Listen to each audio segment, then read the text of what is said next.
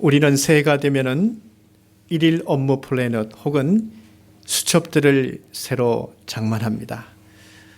그래서 계획적이며 체계적으로 살아보겠다고 마음을 먹습니다.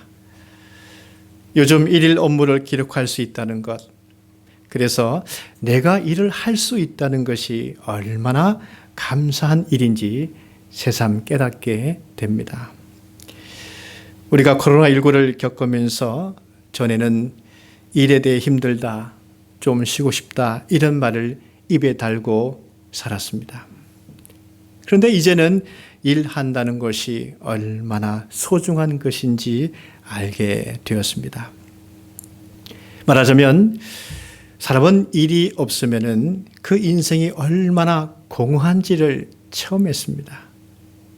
우리가 신나게 일하고 그 일하는 것을 즐기면서 한평생 산다면 그보다 더 행복한 것이 어디 있겠습니까?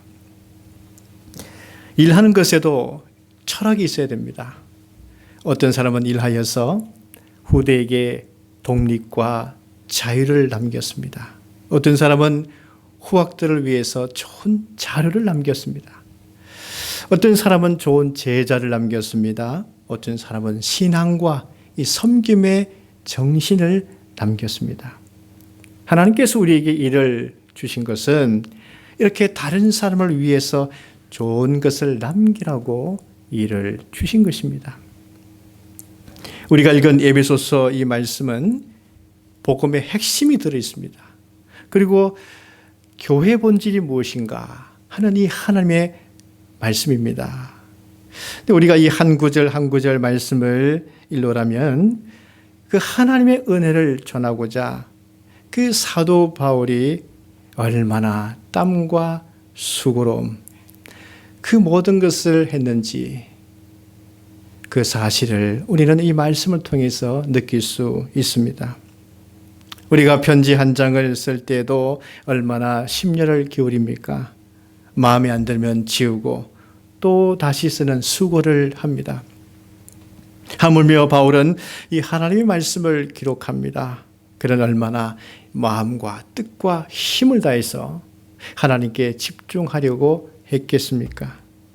바울은 기도하고 또 기도하며 한 구절 한 구절 이 말씀을 기록할 때에 성령을 의지했습니다.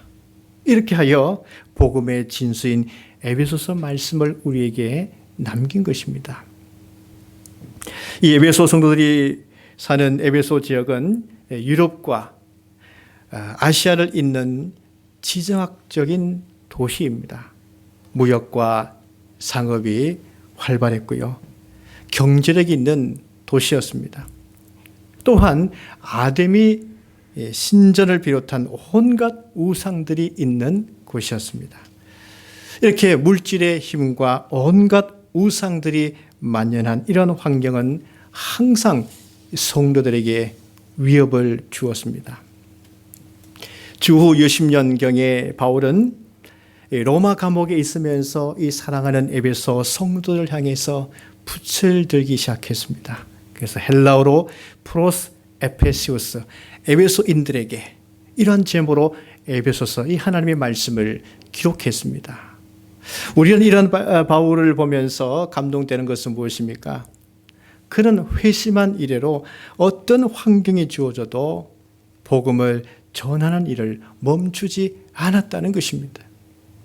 1차 전도 여행 때 밤빌리아를 넘어가다가 그 일행이 풍토병이 걸리게 됩니다. 어려움이 생겼지요. 그러나 복음을 전하는 이 일을 하고자 하는 바울의 열정을 멈추게 하지는 못했습니다. 그리고 가는 곳마다 유대인들로부터 많은 박해를 받았습니다. 그런데 그 박해가 바울이 일하고자 하는 그 열정을 막지는 못했습니다. 하나님은 복음을 전하는 일을 멈추지 않은 이 바울, 그 바울을 계속 사용하십니다. 당시 세계의 심장부인 로마 안으로까지 들어가서 복음의 깃발을 꽂도록 하십니다. 바울은 은사를 말할 때에 하나님이 주신 일이라고 표현했습니다. 그런 로마서 12장을 기록하면서 하나님이 주신 은사를 섬기는 일이면 섬기는 일로, 가르치는 자면 가르치는 일로, 위로하는 자면 위로하는 일이라고 표현했습니다.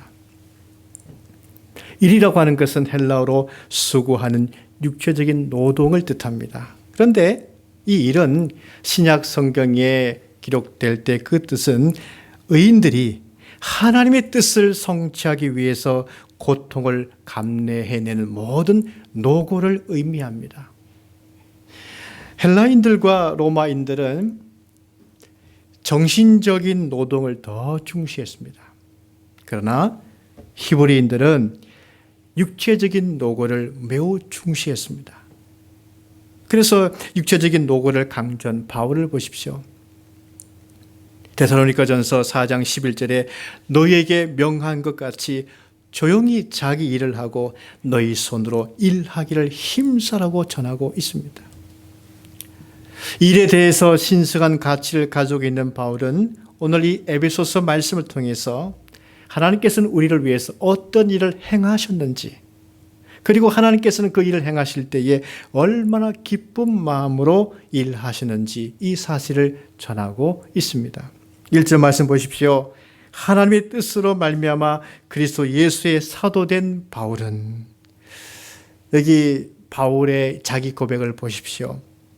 지금 바울이 복음을 전하는 일, 이 사도가 된 것은 하나님의 뜻으로 되었다고 고백하고 있습니다. 여기 뜻이라고 하는 것은 행하기 위해 바라는 바를 말합니다. 그러니까 하나님은 바울을 사도로 세우기를 바라셨고, 바울을 세우기 위해서 하나님은 바라는 바대로 일을 행하셨습니다. 하나님은 다메섹 도상에 부활하신 예수님을 만나도록 일하셨습니다. 또 다메섹 직가에 주의 제자 아나니아를 준비시켜 놓으셨습니다. 그래서 바울이 안수받을 때에 눈의 비늘이 벗겨지도록, 그래서 회심하도록 하나님은 일하셨습니다. 여러분, 교육은 백년대계라고 말하죠. 100년을 내다보고 인재를 양성한다, 그런 뜻입니다. 근데 이 말은 중국 춘추 전국시대의 사상가 관자가 한 말이죠. 중국에서도 인재를 양성하기 위해서 100년을 내다보고 계획한다고 말하는 것입니다. 하물며 하나님께서 사람을 세우실 때에 얼마나 길게 내다보시고 계획하시며 일하시겠습니까? 4절 말씀 보십시오. 창세전에 우리를 그리스도 안에서 택하사, 이렇게 기록되어 있습니다. 창세전이라고 하는 것은 영원전부터이죠. 인간 사회에서의 100년 대계와는 비교할 수 없을 만큼 엄청난 시간입니다. 하나님 우리를 택하여 세우시기 위해서 어떤 일을 하셨습니까? 하늘에 속한 신령한 복을 우리에게 주시는 일을 하셨습니다. 여기에 하늘에 속한 것과 신령한 복은 별도의 것이 아닙니다. 하늘에 속한 것이 신령한 복이라고 하는 것이죠. 여러분, 하늘에 속한 신령한 복이란 과연 무엇일까요? 에베소서 4장을 보시면 32절에 이렇게 기록하고 있습니다. 하나님이 그리스도 안에서 너희를 용서하심과 같이 하라. 계속해서 5장 1절과 2절에서는 그러므로 사랑을 받는 자녀같이 너희는 하나님을 본받는 자가 되고 그리스도께서 너희를 사랑하신 것 같이 너희도 사랑 가운데서 행하라.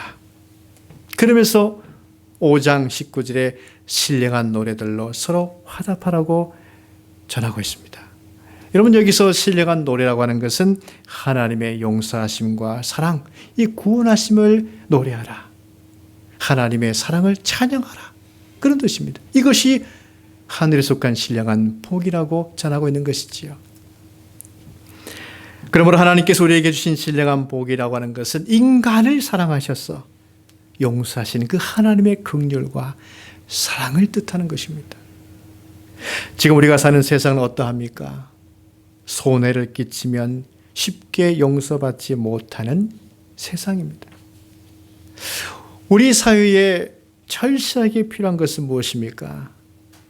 하늘에 속한 신령한 복이죠.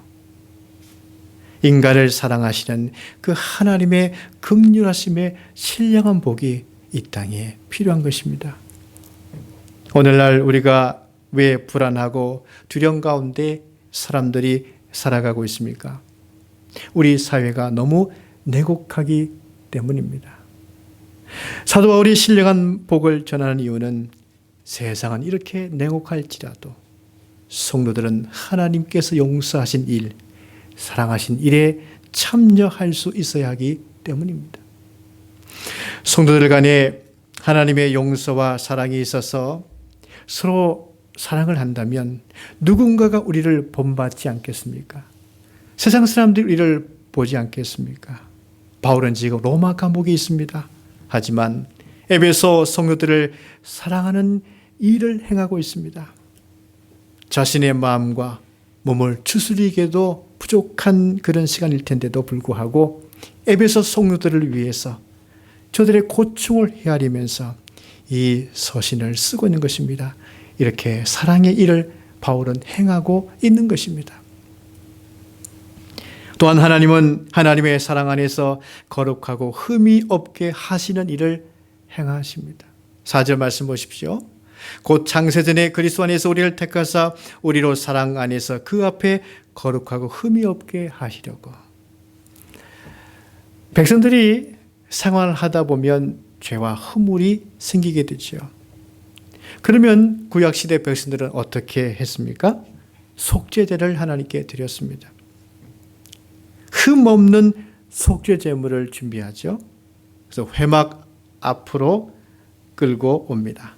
안수하고 그 소나 양이나 염소를 잡습니다. 각을 뜨죠.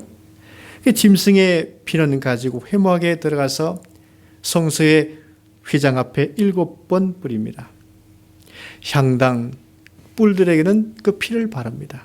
그리고 제물은 번제단에 불태웁니다.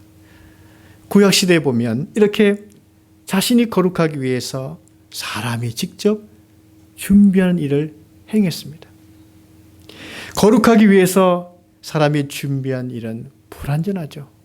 아무리 흠없는 짐승을 준비했다 할지라도 불완전한 제물밖에 되지 않습니다. 하나님은 이 완전한 거룩을 주시기 위해서 하나님이 직접 제물을 준비하셨죠. 그리고 하나님은 직접 피를 흘리셨습니다. 죽으실 수 없는 하나님께서 또한 죽임을 당하셨죠. 이 모든 일은 거룩하지 않고 흠이 있는 이 인간을 위해서 거룩하고 흠이 없게 하시려고 하나님께서 친히 행하신 사랑의 일인 것입니다. 이 모든 것은 하나님의 사랑 안에서 이루어진 것입니다.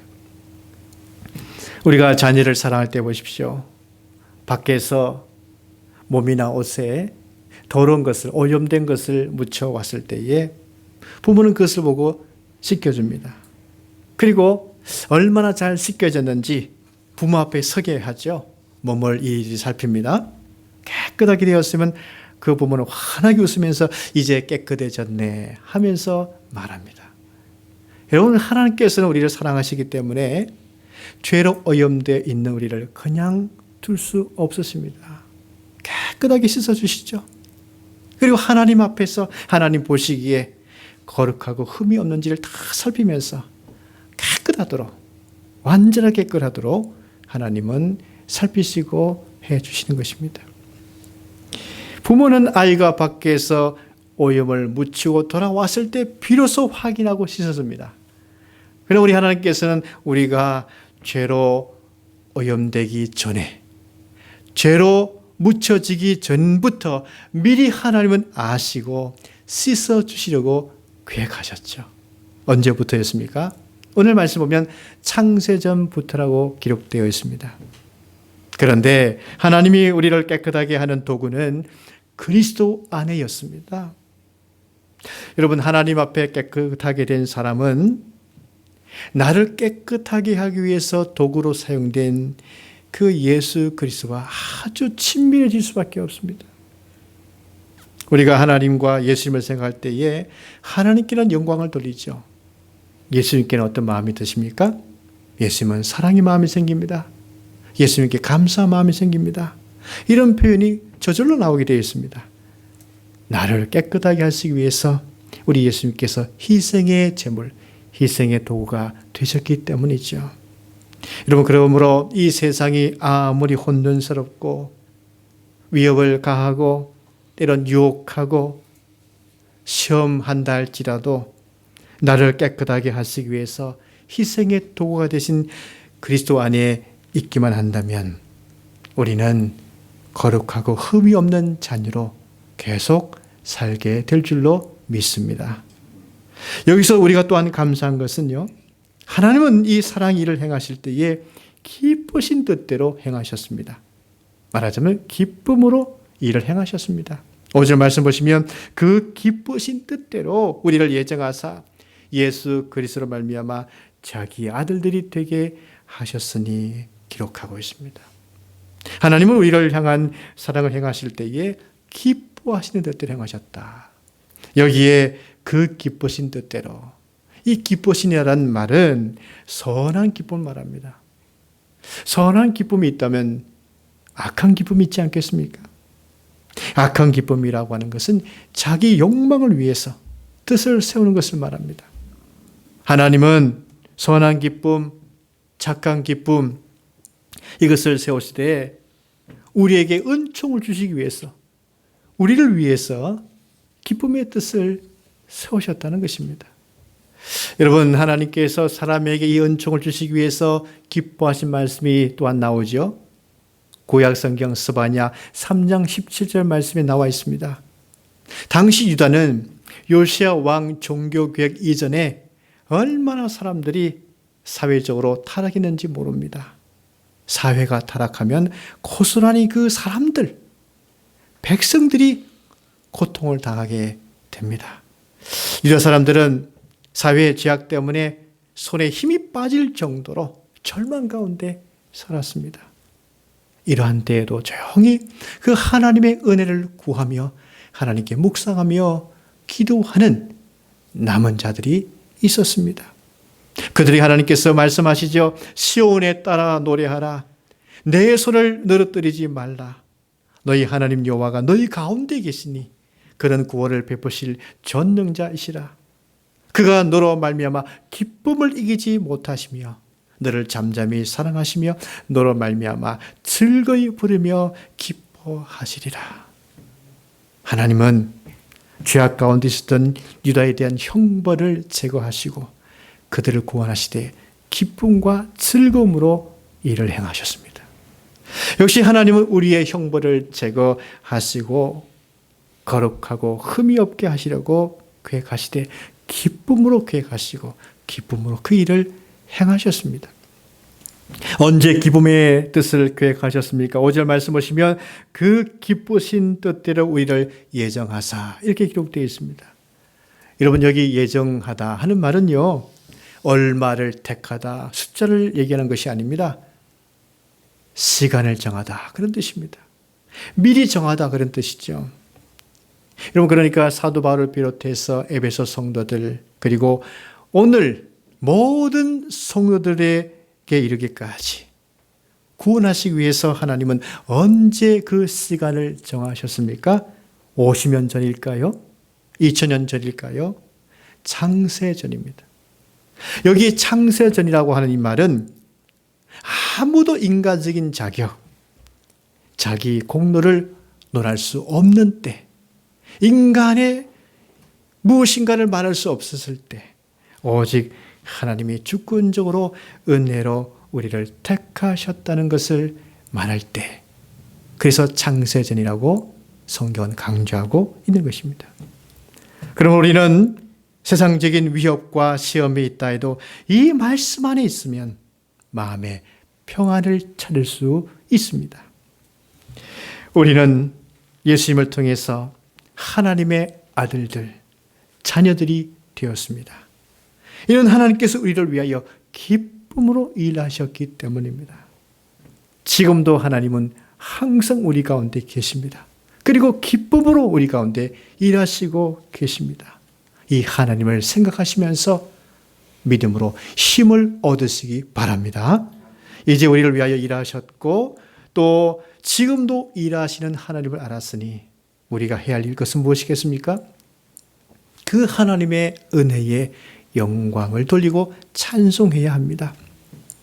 또한 하나님께 찬송하는 이 가슴 벅찬 마음으로 하나님께서 올 한 해 우리에게 주신 일들을 생각하고 기쁜 마음으로 감당하심으로 많은 사람들에게 좋은 유익을 남길 수 있는 우리 모두가 될 수 있기를 주의 이름으로 간절히 축원합니다. 기도하겠습니다.